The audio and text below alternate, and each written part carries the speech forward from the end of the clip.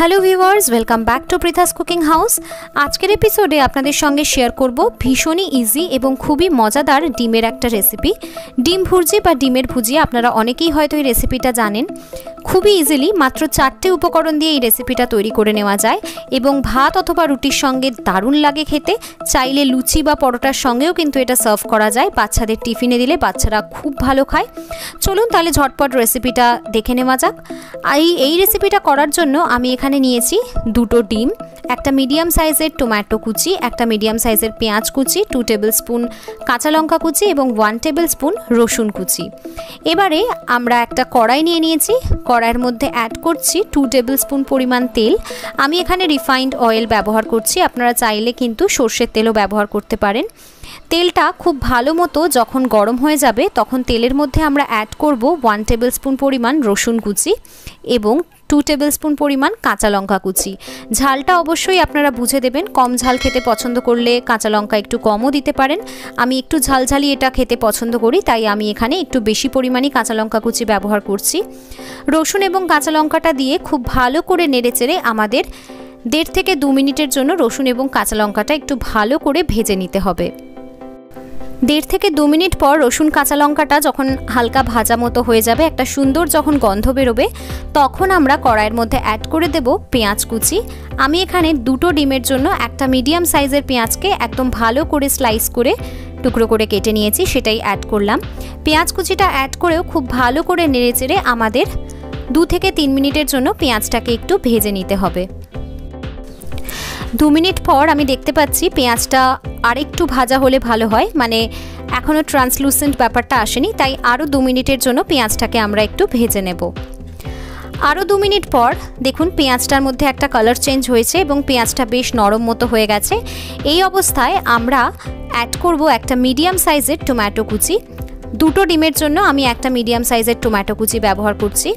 টমেটোটা অ্যাড করার পরে আমরা ভালো করে নেড়েচেড়ে একটু মিক্স করে নেব এবং তারপরে টমেটোটা যাতে খুব ভালোভাবে নরম হয়ে যায় বা সেদ্ধ হয়ে যায় তার জন্য এর মধ্যে অ্যাড করব লবণ। আমি এখানে অ্যাড করছি 1/2 টিস্পুন পরিমাণ লবণ। লবণটা অ্যাড করে আবারও খুব ভালো করে নেড়েচেড়ে মিক্স করে দিতে হবে এবং 3 থেকে 4 মিনিটের জন্য রান্নাটা একটু করে নিতে হবে। 4 মিনিট পরে দেখুন আমাদের এই মশলাটা কিন্তু খুব ভালো মতো কষে গেছে এবং টমেটোটাও খুব ভালোভাবে নরম হয়ে গেছে বা গলে গেছে এবং মশলাটা থেকে সাইড থেকে তেল সেপারেট হতে আরম্ভ করে দিয়েছে। এই অবস্থায় আমরা এর মধ্যে অ্যাড করব ডিম। তো আমরা ডিমটাকে মাঝখান থেকে ফাটিয়ে নিয়ে ঠিক ডিমের পোচ যেরমভাবে করার সময় কড়াইতে বা প্যানে অ্যাড করি সেইভাবেই অ্যাড করব। আপনারা চাইলে আলাদা পাত্রে ডিমটাকে হালকা ফেটিয়ে নিয়েও অ্যাড করতে পারেন। তো ডিমটা কড়াইয়ের মধ্যে দেওয়ার পরে আমরা ডিমের মধ্যে দিয়ে দেবো সামান্য পরিমাণ একটু লবণ, মানে জাস্ট লবণটাকে একটু স্প্রিঙ্কল করে দেবো যাতে ডিমের মধ্যেও লবণের টেস্টটা আসে। খুব বেশি লবণ একেবারেই দেবেন না, কারণ যেহেতু টমেটো যাতে তাড়াতাড়ি সেদ্ধ হয়ে যায় বা নরম হয়ে যায়, সেই সময় আমরা অলরেডি মশলাতে লবণ ব্যবহার করেছি, তাই এই অবস্থায় খুব বেশি লবণ একেবারেই দেবেন না। স্বাদ অনুযায়ী জাস্ট সামান্য একটু লবণ স্প্রিঙ্কল করে দেবেন এবং তারপরে খুন্তির সাহায্যে বা স্প্যাচুলার সাহায্যে ডিমটাকে আমাদের কিন্তু খুব ভালো করে ঘেঁটে দিতে হবে। ঠিক যেইভাবে ডিমের ভুজিয়া বা ডিমের ভুর্জি বা স্ক্র্যাম্বলড এগ তৈরি করা হয় সেরমভাবেই কিন্তু একদম ভালো করে নেড়েচেড়ে ডিমটাকে ঘেঁটে দিয়ে আমাদের ডিমের ভুর্জি তৈরি করতে হবে। আশা করি আপনারা সবাই জানেন, ঠিক আমি যেইভাবে করছি এইভাবেই করবেন। প্রথমেই দেখবেন একটু ডিমটা দলা মতো পেকে আছে, এটা কারণ হচ্ছে এটা এখনও প্রপারলি হয়নি। বিদেশিরা স্ক্র্যাম্বলড এগ ঠিক এইভাবেই খায়, মানে একটু হালকা কাঁচা অবস্থায় থাকে, ডিমটা এরকম দলা পেকে থাকে, এটাকেই স্ক্র্যাম্বলড এগ বলে। তবে আমরা ইন্ডিয়ানরা ডিমের ভুজিয়া বা ডিমের ভুর্জি কিন্তু একটু ঝুরঝুরে পছন্দ করি, তাই জন্য যতক্ষণ পর্যন্ত না ডিমটা দলা পাকা ভাব থেকে একটা ঝুরঝুরে ভাব হয়ে আসে ততক্ষণ পর্যন্ত আমাদের নেড়ে ছেড়ে কিন্তু এই রান্নাটা করে নিতে হবে। দেখুন আমি প্রায় 3 থেকে 4 মিনিট এরকম নেড়ে চেড়ে রান্নাটা করেছি। এবার আস্তে আস্তে ডিমের যে দলা পাকা ভাবটা সেটা কেটে গিয়ে একদম একটা ঝুরঝুরে ভাব তৈরি হয়ে যাচ্ছে।